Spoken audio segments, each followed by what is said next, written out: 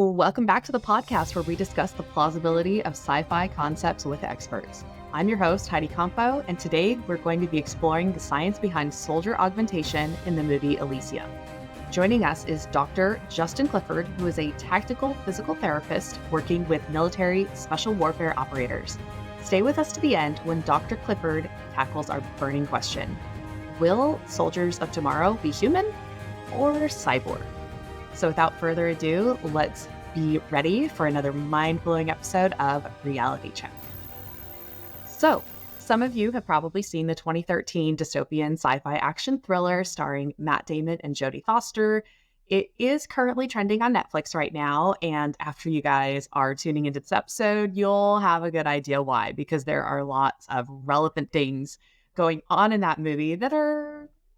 I'm not going to give any spoilers, but let's just say that this is going to be one of those episodes that might be bordering a little bit more on the plausibility scale. But before we dive into all that, I am going to give you guys a disclaimer. For those of you watching, I am living in a Holiday Inn Express right now. So there might be a little bit of background noise, but I am faithful and confident that my producer, Huw, will be able to clean it up. Before we jump into that, do you actually want to hear the funny story about how I found my producer? Yeah, sure. Go for it. So I'm a big fan of the Space Nuts podcast. And if you guys haven't listened to it, it's super fun. So Space Nuts, Space Time, and Astronomy Daily are some of those ones that I've been listening to a lot. And then when I was recently out at Kennedy Space Center for the NASA Crew 7 launch, I'm wearing my NASA Crew 7 t-shirt. I got invited to go out there and just do some media stuff for the launch. I met Miss USA there, Miss United States. She is beauty, she is grace, she is Miss United States. And while I was going there, I posted on their Facebook page, I was like, hey, Space Nuts, does anybody want me to ask any of the subject matter experts or anybody anything on behalf of the Space Nuts group? And they were like, can you get someone famous to say I'm a space nut? So I had Miss United States say, I'm a space nut. And they thought that was the coolest thing ever. And I was like, so maybe you guys can give my podcast a thumbs up. And they were like, we love your podcast idea. And so that's how it all happened. So it's really cool and serendipitous that a podcast that I love to listen to, Space Nuts, we became, I guess, friends through this whole weird space NASA continuum. And now they also produce my show. So that's how I found Huw is his name. They're in Australia with Bytes.com. And that's the story of how I got a producer. So that was kind of a little bit of a side quest to start the show off with, but let's welcome Justin to the show. So Justin, thank you so much for coming on to Reality Check. And I'm just so excited to have you here today. So tell me just kind of some of your initial thoughts with Elysium. The film itself, it's came over in the context, came around popularity around the same time like Jason Bourne type stuff, right? So I got the impression it's how can we have Jason Bourne fight robots in space? I feel like that was part of the pitch for this movie. Yeah, it covers a lot of ground from a standpoint of space travel, social dystopia, whatever, but also getting into some of these body augmentation, your neuroprosthetics, and other components that they use as plot devices to basically make super soldiers, while also having robot super soldiers and space. And so, yeah, there's a lot of stuff going on. I'm not going to comment on plot or the holes thereof, but the suit in particular, the exoskeleton that they hook up Matt Damon's character with, I think was probably the biggest thing that you wanted to talk about on this, and the feasibility of what something like that would look like for our future military. So yeah, what questions do you have on that topic? Oh man, well, I feel like we've really come so far in human history with prosthetics, and that's something I want to hear your insight on. But it's interesting to see what they did with Matt Damon's character, because these episodes are full of spoilers. So it's if you haven't seen it yet, maybe watch the shows before you listen to the podcast, because we talk about everything.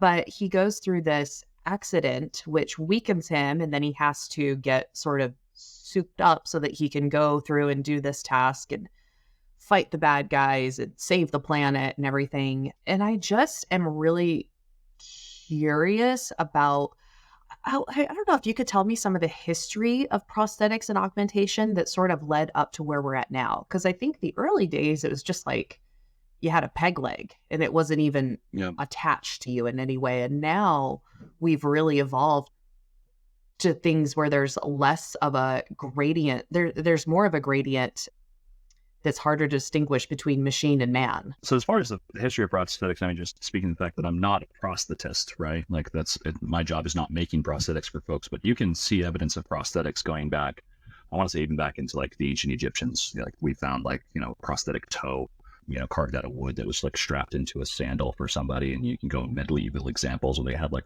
even articulated hands.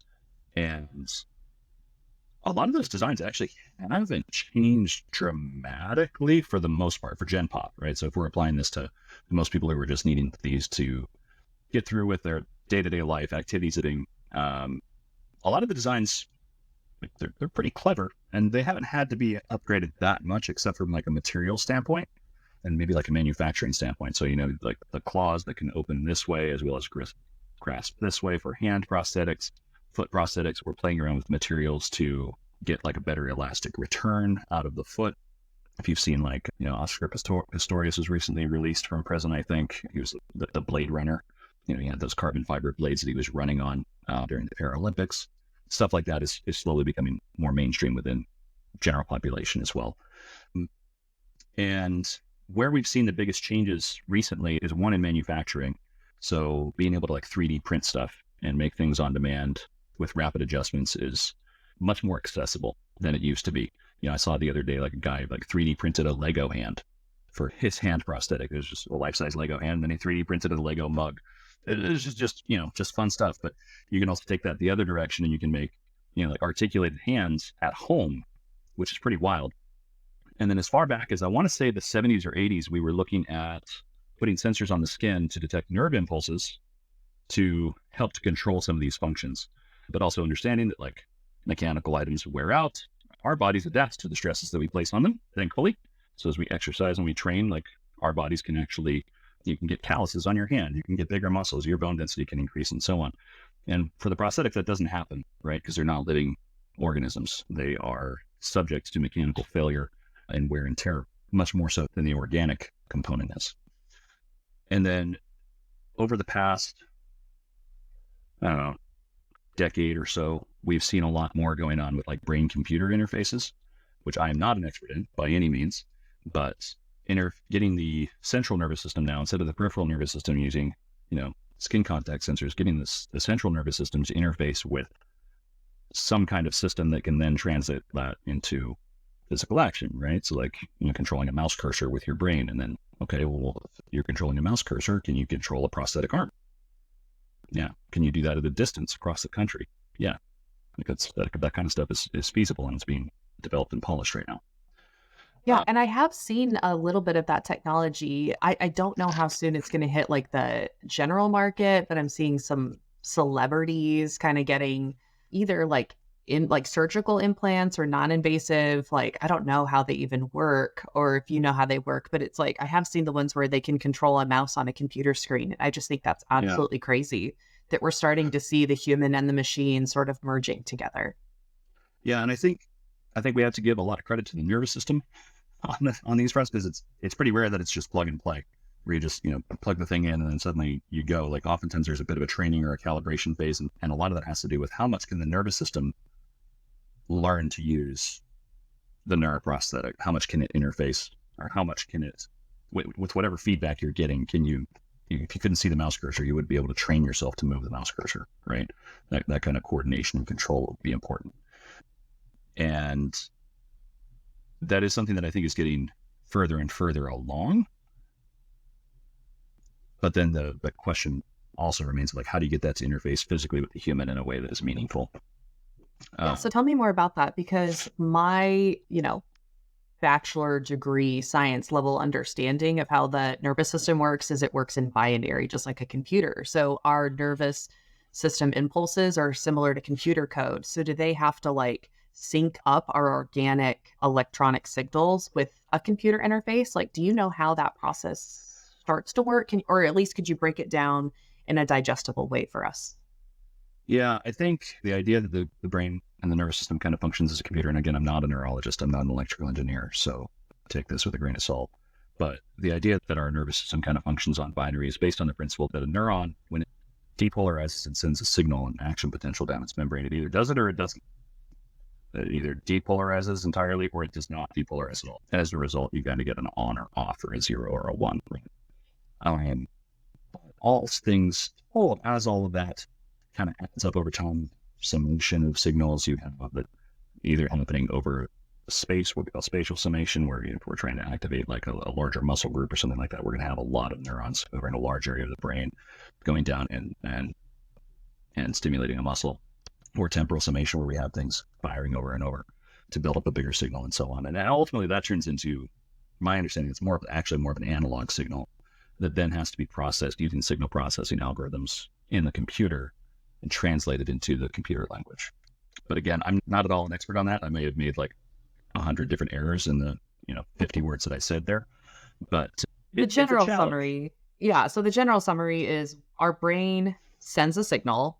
It has to be translated through the computer before the machine can interpret it. So it's like the computer is almost working as like a converter between the organic signals and the machine signals. And the challenge then is to just sort of take these two different command languages, the human brain, which can send a signal, and then the machine, which is receiving the signal, and get those signals to sync up.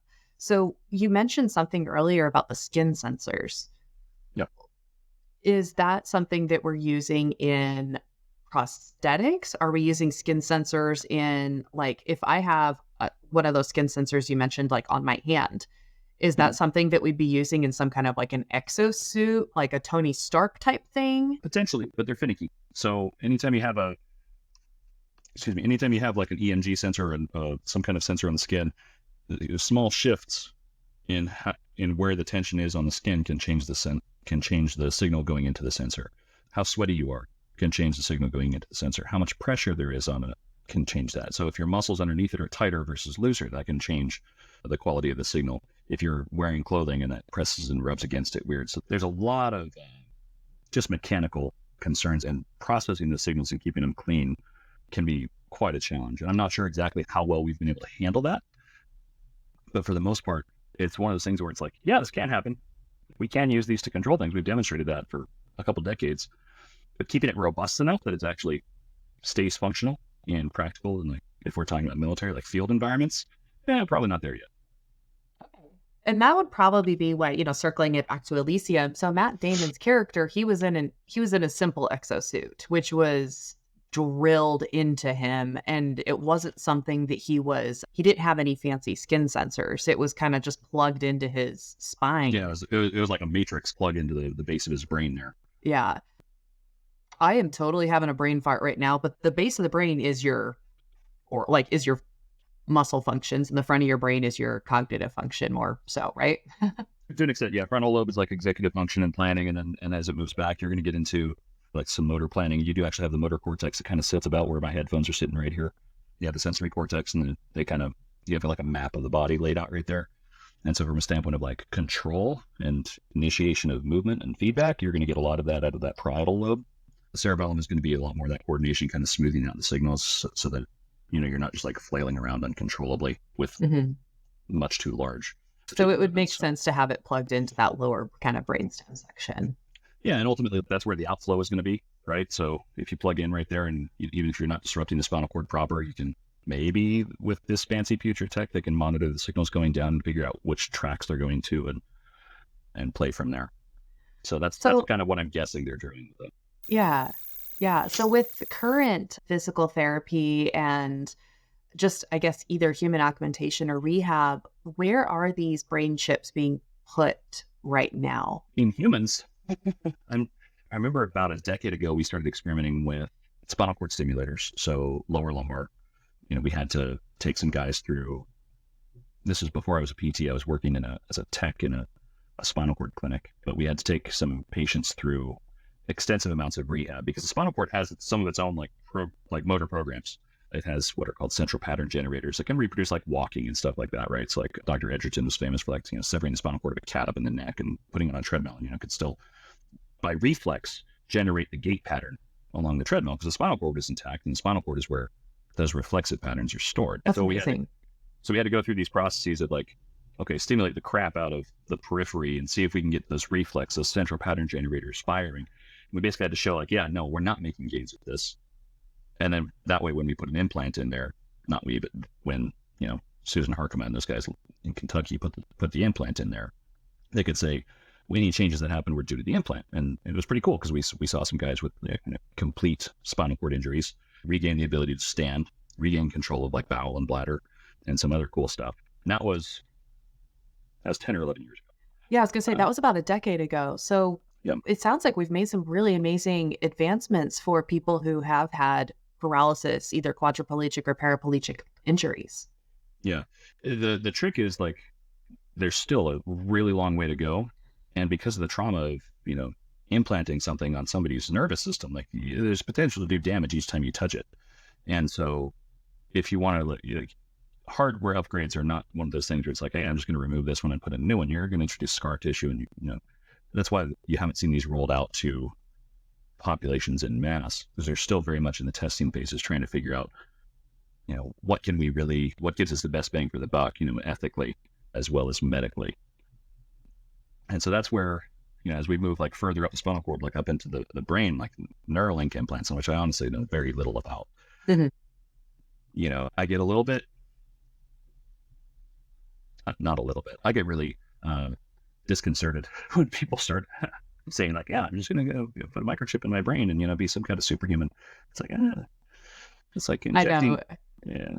It's the dream. It's like we were all raised on the Matrix, and it's like I just want to upload elite level kung fu skills into my brain, or just elite level just podcasting skills would probably be my go-to for this. So that's interesting. So as far as the Matt Damon suit, we kind of talked about at least the electronic interface a little bit, but as far as the rest of the suit goes, is that at all feasible or realistic or similar to what's going on right now? Are they drilling in exosuits into bones? Are we utilizing exosuits much, or a lot of our augmentation more inside the body, interior? As far as that goes, one of the things that gave me pause when I was looking at the movie, because Matt Damon, of course, gets the exosuit or gets the exoskeleton, but he gets that because there's a big bad, right? There's a big bad guy, and he's got a similar one. He's, some kind of, Black Ops,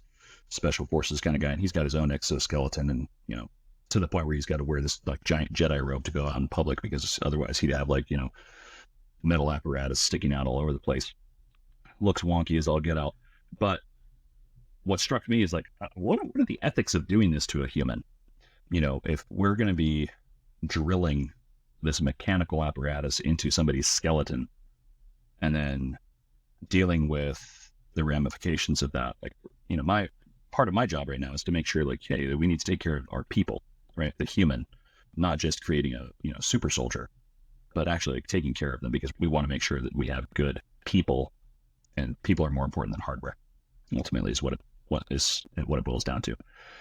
But in this case, in the case of Elysium, like they're really focusing on the hardware, and the person is really just kind of a mechanism, like a man in the loop kind of thing, almost like to interrupt the AI thing, which could be which I know you covered in a completely separate episode. But so the ethical piece in Elysium actually kind of goes away, because they've got these, these magical fix all medical beds. You lay down in this bed, and you get your face blown off by a grenade or whatever. Somehow your brain is still intact, and they just kind of stitch you back together using, this thing that's like almost like from the Fifth Element.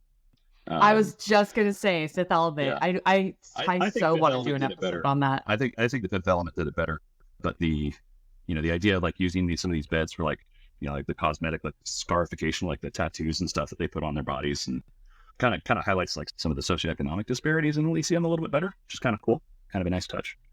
But when you have something like that can literally just like heal anything, but only the elite people have access to it, the ethical concerns of, screwing up somebody's body permanently kind of go away, because you could just, at the suit they gave Matt Damon still had bio on it from the last person that they tore it out of. Still had hair and guts and skin and stuff attached to it in some places when he went into the chop shop. So from a standpoint of right now and realism, right, if we don't have those, magical beds that can heal any condition, I think ethically it gets you into a really rocky place when you're looking at drilling something into somebody's skeleton when they don't have like an amputation or some other major disability associated with that. Because and it is interesting though, because it's like when you're talking about quality of life for someone who's paralyzed, it's not just the lack of mobility, because if you do, I don't know the right install. If you do like install something to the external of their body, that changes their entire life, from the clothes they wear to their ability to maneuver to just like, just even the comfort of laying next to the person they love. It changes everything about being a human. So I could definitely see that being a massive concern. And that would be a big decision and trade-off for someone if they're like, hey, you can get your mobility back, but now you have this thing attached to you. Right. It changes everything. We've seen that with things like diaphragmatic pacers, right? It's like most people are familiar with pacemakers, right? They can implant this thing under your collarbone, and it's got some leads that go down, and basically your heart gets out of rhythm. It'll shock it back into rhythm. They save lives. They're fantastic. There is a device, and I don't know where it stands in terms of testing right now. My last exposure to it was about 10 years ago as well, called a diaphragmatic pacer, where you have somebody who has a spinal cord injury above the level of the phrenic nerve, which innervates the diaphragm. So think like upper cervical spinal cord injury, and they can't breathe on their own. And so they put electrodes, much like you would put muscle stem on, a muscle that you're rehabbing.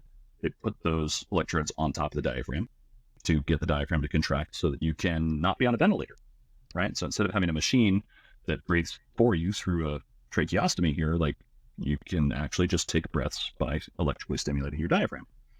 But then you get into the control issue, right? That interface of like, okay, well, what if I'm swallowing something and I don't want the machine to inhale for me? So you get into some similar issues there where, okay, the risk of aspiration goes up. Now, if I got something drilled into your body, the risk of infection goes up, right? Osteomyelitis, an infection inside of a bone, can be devastating. Very hard to come back from that. You lose not just a lot of the bone mass, but you lose a lot of conditioning as you're recovering, and that kills people. When we're talking about drilling things in, there are some prosthetic approaches. There's something called osseointegration, where they can actually take, so rather than having just like a muscle and skin flap on the bottom of the stump, typically the leg, they can have a rod bolted into the bone that sticks out past that, and then that kind of clips into the prosthetic. And so you get a much better mechanical interface. The energy transfer isn't having to go through soft tissue like a normal socket would. That can potentially make the wear a lot more comfortable. The problem with that, if you've ever deboned a chicken or something like that, if you take a bone and you kind of split it lengthwise like a wedge, it's a lot easier to break it. It's a lot easier to splay that open. And that's a much harder injury to recover from than a frank fracture sometimes. So when we're talking about screwing things into bones, like we got to be careful about what size of the screw we're talking about, what angle it's going into, what forces are we exposing it to during that time, and so on. Wow. Yeah. And those are things that I don't, the average person isn't thinking about these things. The average person isn't thinking about the life of somebody who has had one of these injuries, an amputation, paralysis. And it's so interesting to really just truly think about the ethics of these and the quality of life issues, not just for, soldiers, because this episode we are talking about the soldier augmentation, but also just regular people and improving their quality of life. And sometimes there can be really amazing advancements that do save your life, but it's like kind of at what cost? And the example I'm thinking of is when I was in undergrad in the anatomy lab, and we had some heart cadavers, and we were looking at some early valve replacement. So the earliest valve replacement. I've seen those same ones you're talking about. Yeah. So there was like Oh yeah. University of Utah. Woohoo. Yeah. Oh, what was his name? Nielsen? Mark Nielsen. Yeah. Yeah. Oh man, that guy, shout out to you, Mark Nielsen. I hope this episode gets back to you. That guy was such a great anatomy professor. He made fantastic program. Fantastic. Oh yeah. I think it's actually one of the highest ranked programs. Anyways, but yeah, so we held that same round old heart then, but it had a little cage, and it looked like a metal marble. Like a ball bearing.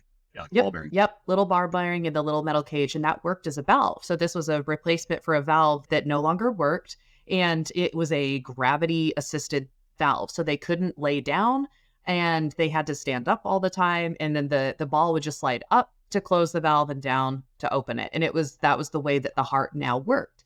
But from what my memory serves me as is with those types of valve replacements, suicide actually went really high with those patients because for the rest of their life, they heard that valve click up, click down, click up, click down. And you heard and felt every single heartbeat, and it would drive them crazy. So when we're talking about, yay, we saved their life, but at what cost? Those are interesting ethics to consider. Yeah.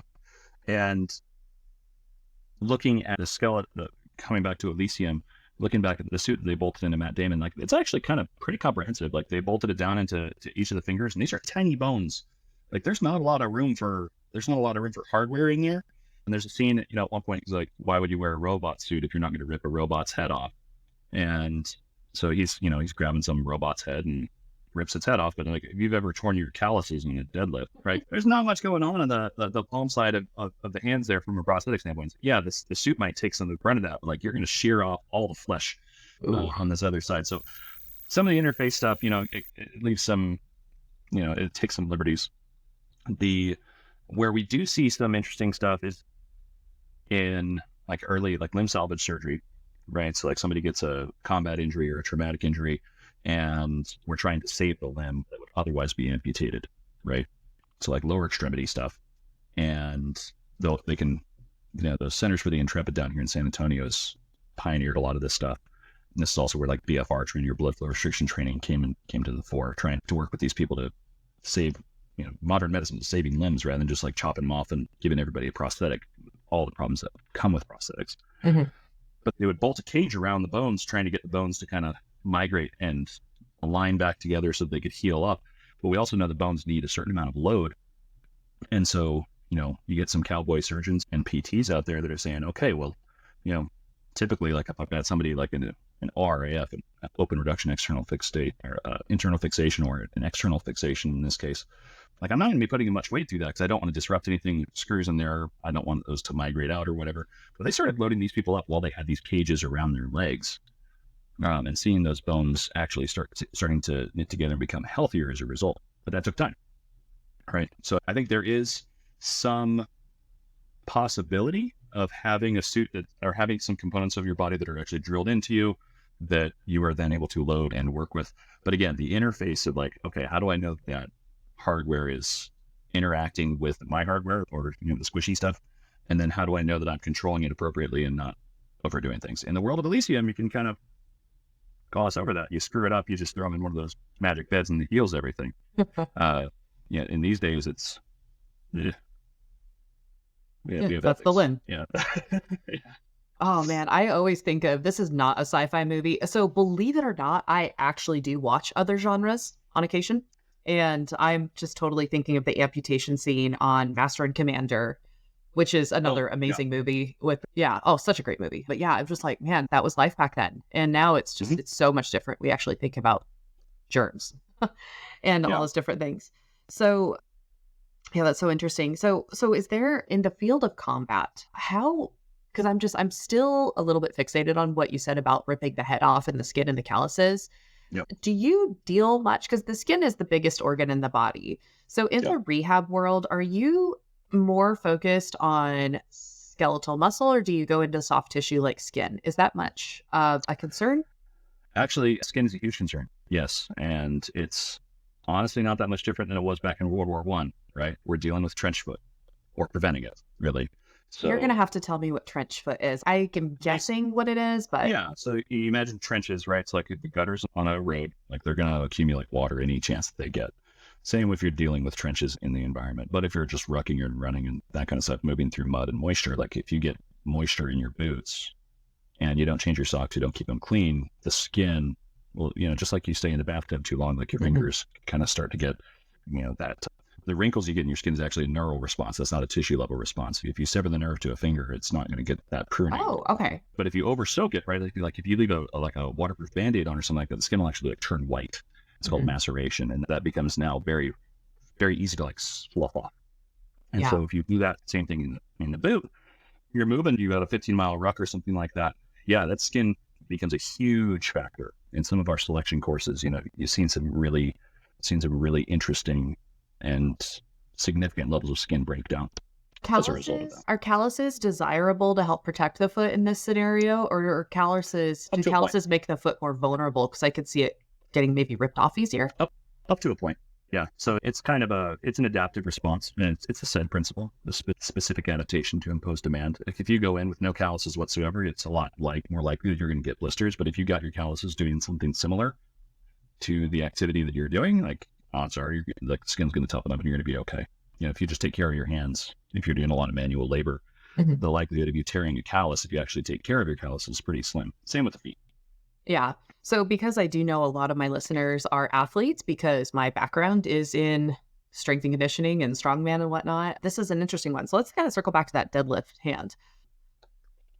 Sorry for those of you who are squeamish, this is probably not the episode for you guys. We're talking about all the skin stuff.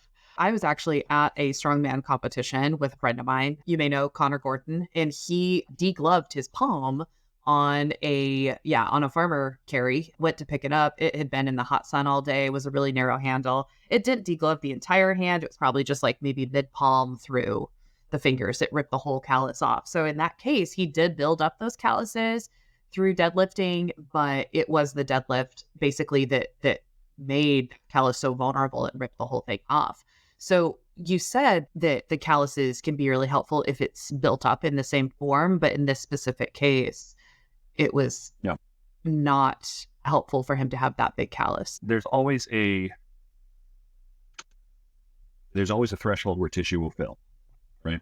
And so if you combine heat and focus, right, it's like a really narrow handle, right? If you imagine like trying to drive a nail in backwards with the broad head, you're not going to be able to penetrate as far into the wood. Whereas you turn it around, so you got the sharp pointy end, you have less surface area.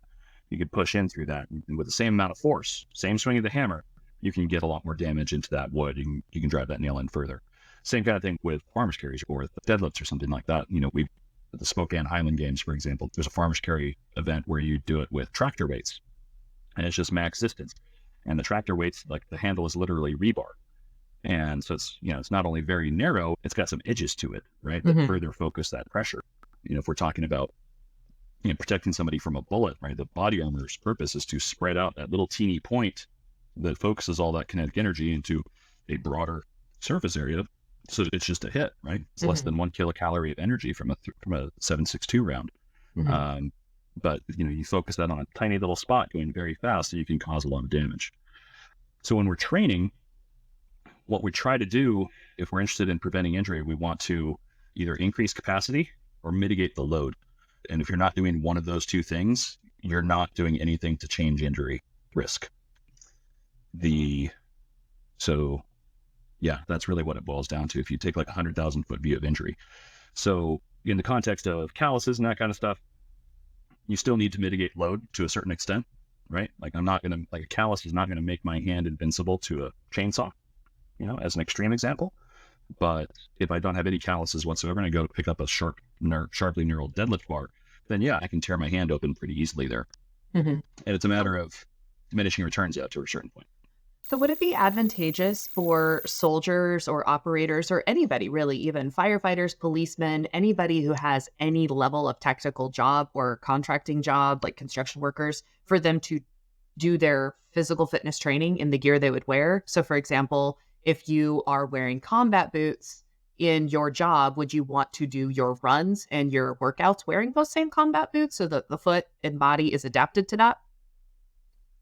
That's a very interesting question. And to a certain extent, yes, not universally, because it depends on what you're training for. So if the intent of the training is to say boost aerobic conditioning, right? And you happen to be in an environment like San Antonio, where it gets very hot and humid very quickly.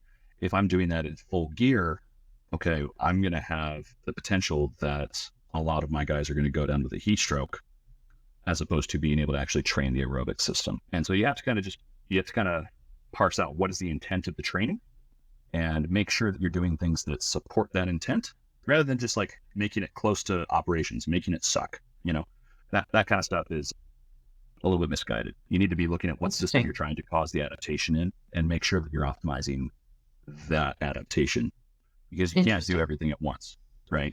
Like I can't jump on a force plate and get a sense for what my aerobic conditioning is. It's just a different system.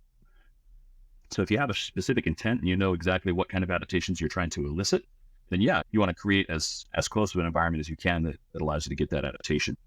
There was a study done, I want to say it was by Robin Orr down in Australia, they were looking at tactical police forces, like specialist police forces. And they had them run like an obstacle course or something like that. They had them run it both in their kit and slick, right? So no equipment, and then wearing their typical mission garb. And then at the end of this, pretty high aerobic load. And at the end of this, they would shoot. And what they found in this case was that the workload was higher, obviously, when they were wearing more gear. It was a course they were somewhat familiar with. So when they were running it slick, I don't think they were running it that much faster, right? Because they kind of knew the pacing that they had to go through. But at the end of the course, without their kit, they were less fatigued, heart rates were lower, and so on. They actually shot worse when they were slick versus when they were in gear. Interesting. Because from a control standpoint, from a coordination standpoint, going back to this other piece, the specificity of training took over because they were accustomed to having those shooting drills happen when they had this extra weight on them. They could brace the weapons differently and so on. So there's a time and a place, definitely. But it has to do with the specific intent of what you're trying to train. Wow. It's because this is something that I have studied to a degree. It makes so much sense, and it's so obvious when you articulate it that way. But it's really something that we should be considering, not just for tactical performance, but also for athletic performance and just day-to-day people living their lives. If you're, doing literally anything, you want to be able to do it well.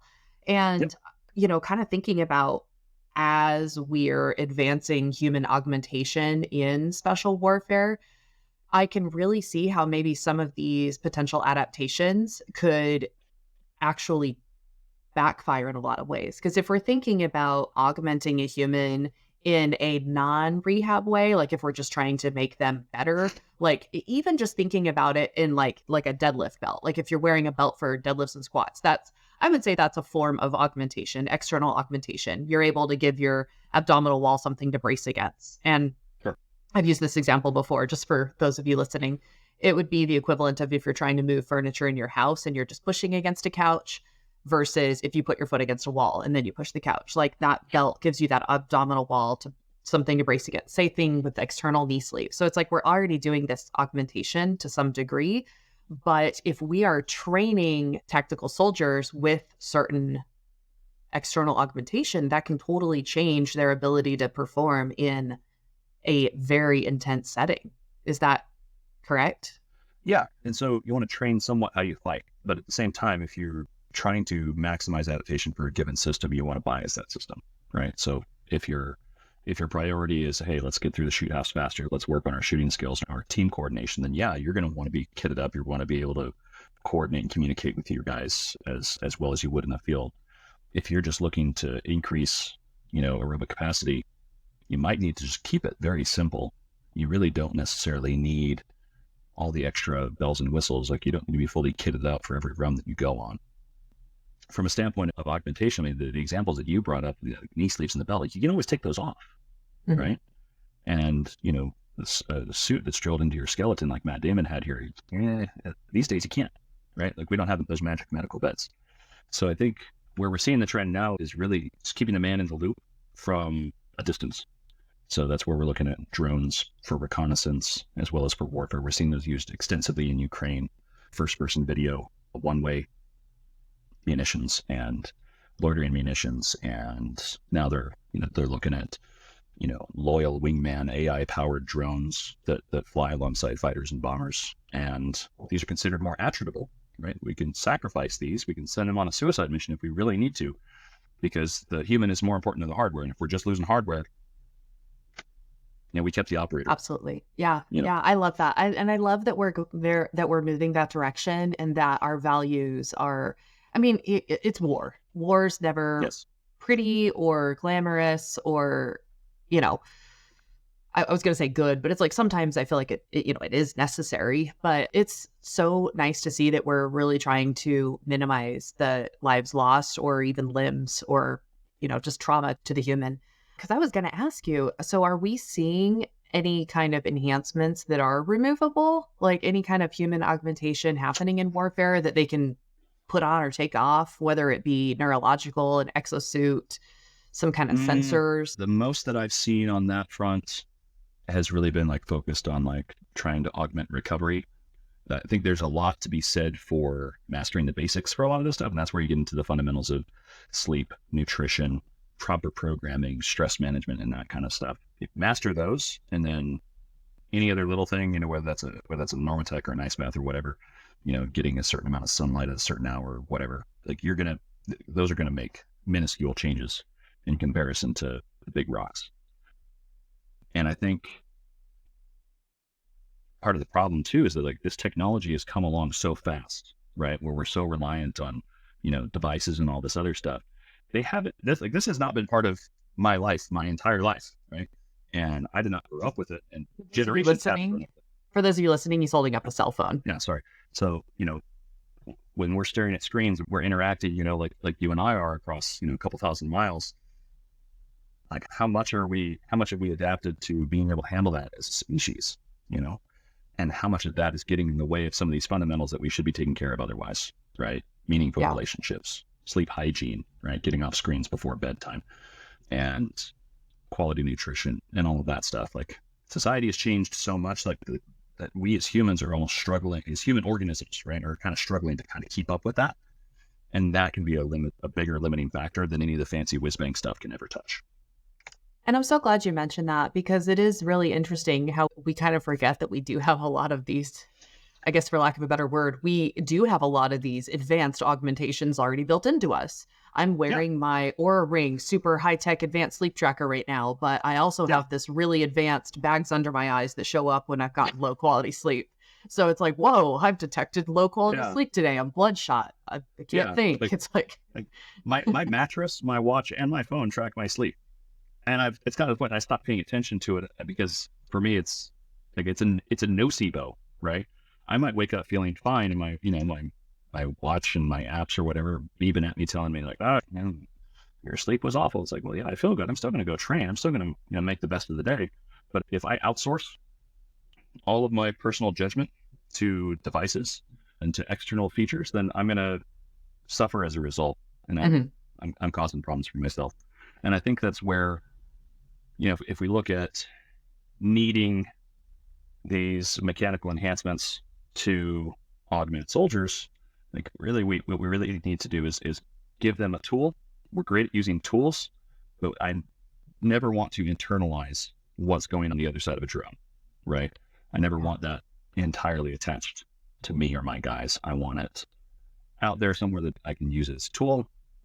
It can provide information, it can provide intelligence, it can, extend my reach, but it's never going to affect my adaptation to what I'm training and what I'm trying to do day to day. That said, there are still some adaptations, like we see, interesting cases of PTSD in drone warfare operators, right? Very far away, but they've got eyes on close up of somebody that they're dropping a bomb on. And, that comes with a certain psychological cost for each individual. And we're still trying to come up with the ramifications of that. And I'm not a psychologist, but it's something that we have to factor into the whole picture of the human organism and the warfighter. Mm-hmm. Well, you can even think back to our War Games episode with Noah Healy, where we were talking about the opening scene in the movie War Games, where they had to flip the switch for the nuclear bomb. And the one guy, because it's the two-man team, and the one guy was like, I am not about to kill 20 million people without a phone call and confirmation. Like, it's just like there is that psychological thing. And he was in a windowless box. He couldn't see them, but it's still just knowing the implications, which is just kind of the beauty of humanity. I think that I do believe that humans are inherently good, and that we do inherently have compassion and empathy for each other. Because if you really do look at humankind, every single one of us is more alike than we are different. And we can experience empathy and compassion for people who are very different from us, even if they're on the other side of the battlefield. And that's kind of beautiful. But thinking about like outsourcing our, with my sleep tracker, outsourcing it versus keeping it as yourself, I'm kind of even thinking about just the quality of life for people who've experienced like paralysis or amputation, and thinking about outsourcing their care. It's like, all right, we're going to do all this rehab, and we're going to get you all these fancy new limbs and tools and all these things. But it's when in reality, if you think about just Maslow's hierarchy of needs, a lot of people who've experienced trauma, the more so than losing their limb, one of the biggest things they lose is their social equity and their ability to be who they are.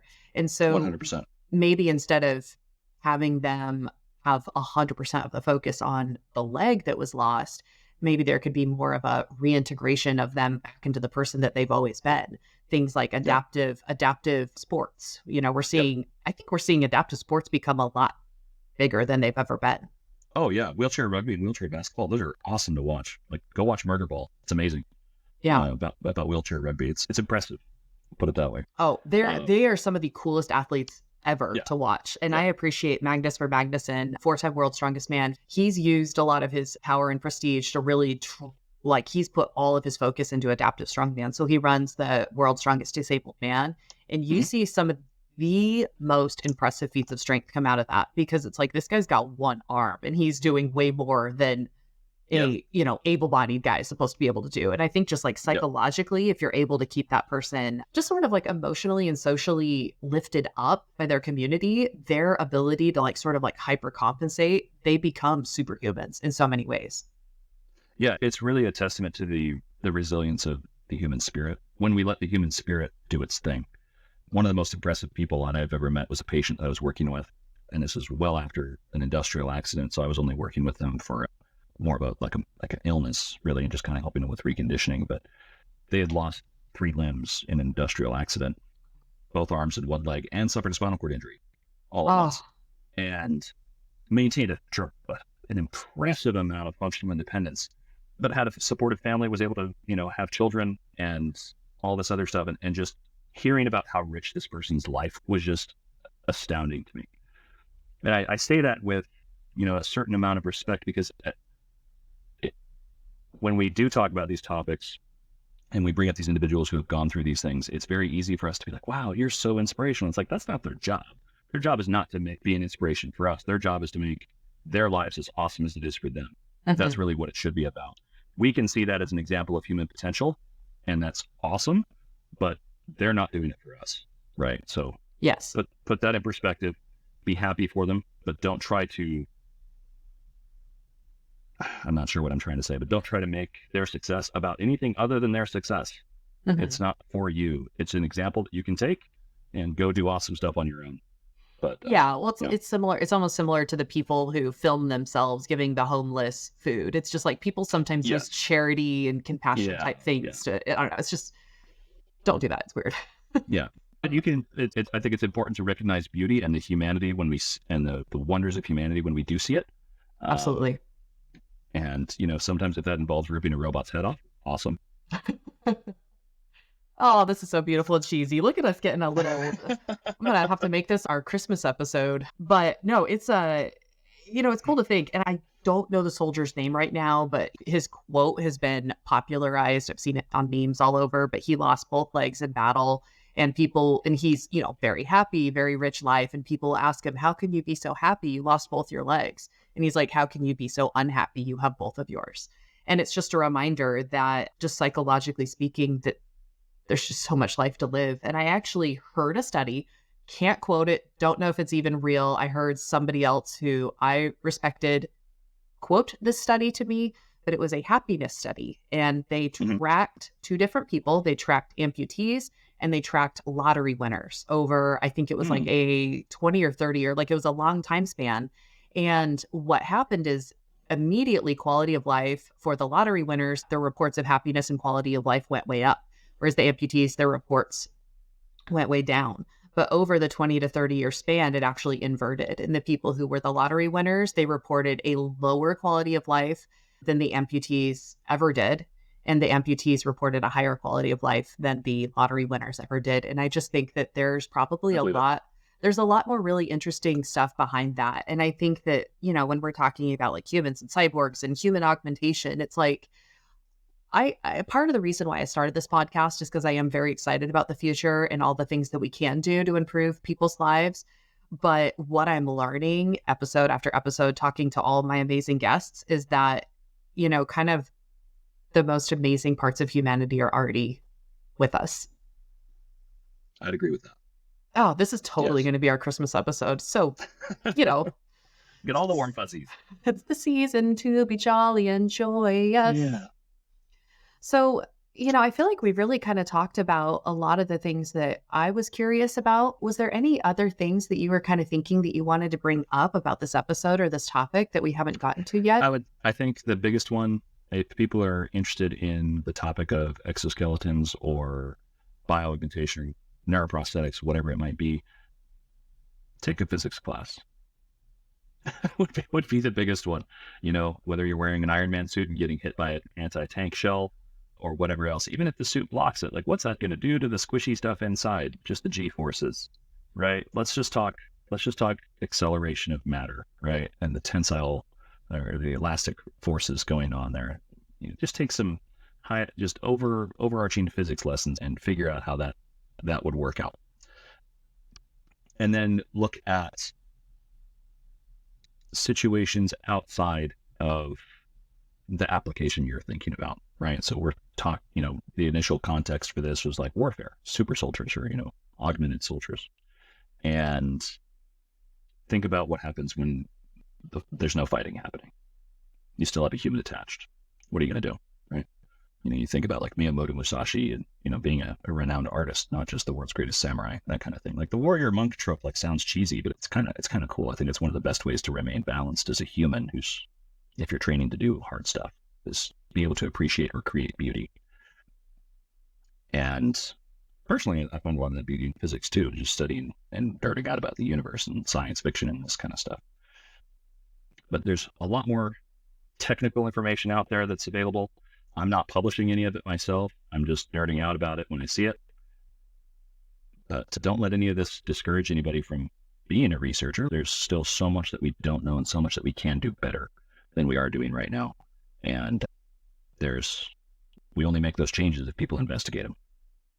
Absolutely. That's, I think it's just a really big call to action for either the next generation of researchers and scientists or people who are already involved to really just remain excited about your field, remain excited about what you're doing, because everything collectively that we're doing as humans, we should be doing to improve the quality of life for our species as a whole. And if you look at my husband and I, we're watching Vikings right now, and it's like, we're watching some episodes where like their lives were horrible back then. Like who? And then you see like these Viking bros in the gym, like, I want to be a Viking. I'm like, do you? I don't. I want to be, especially as a woman, I'm like, I want to live in this century, in this country. This is the best that humanity's ever had it. Yeah, I like hot water. I like coffee. I like, it's like, if you look at my spice cabinet, I live better than any king that has ever lived. I have cinnamon. I have a lot of cinnamon.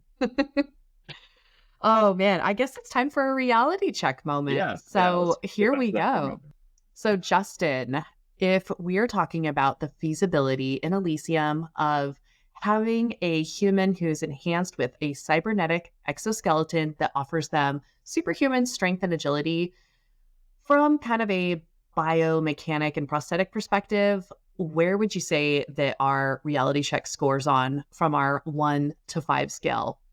And as a reminder, I was just going to say, we've got pure fiction, speculative science, fringe reality, emerging fact, and then science fact. And justice, drum roll. I just told you justice. Justin, drum roll. I'm going to say the suits and stuff like that, I'm going to call that a fringe reality, because we do have some osseous integration. We do have some brain-computer interfaces. We do have some exoskeleton concepts. None of them are fusing together to make what they're doing in Elysium, and I don't foresee them doing that. But in theory, if you let ethics go completely, it might be possible. If you let ethics go, a lot of things can happen. But we already talked about the Nazis in the Dune episode, that you guys can circle back to that one if you want. So that's so interesting. It's like conceptually, there's so much that we're capable of. But, like you said earlier in the episode, that's my dog, everybody. He's like probably going to want to go for a walk soon, but the ethics of it stand. It's like, we aren't going in that direction because we are moving more towards drones. We're trying to protect the people, and that's really cool. Yeah. All right, perfect. Well, Justin, is there any final thoughts that you want to share with us? Yeah, I'm just, if anybody's sitting on a, magic rehab and medical bed that heals everything, just like share that with everyone. That'd be cool. And don't put it up in a space station where nobody else can get it. Yeah. Don't be rude. Yeah. All right. Yeah, that's all I got. Well, thank you so much for coming on. And this is actually, you know what? This is going to be our last episode of the year. So thank you so much, everybody, for tuning in to our first calendar year of Reality Check. And I guess we're going to see everybody next year. Merry Christmas, everybody, and a Happy New Year. Hey, Reality Check fans. As we wrap up the first calendar year of our show, I wanted to take a moment and say thank you for being a listener. I felt moved by this episode, and in the spirit of giving, I wanted to take a moment and acknowledge disabled veterans. Without their sacrifice, I wouldn't have the luxury to ponder the future with you from the comfort of my living room. If you know a veteran, please reach out to them. Take a moment right now to text them and let them know that you're thinking of them. If you feel further compelled to support disabled veterans, please consider making a donation or volunteering for an organization that supports veterans. I will leave a list of organizations in the comments. Thank you again for listening to Reality Check, the Science of Fiction. I wish you all a happy holiday, Merry Christmas, a lovely winter, and a great new year.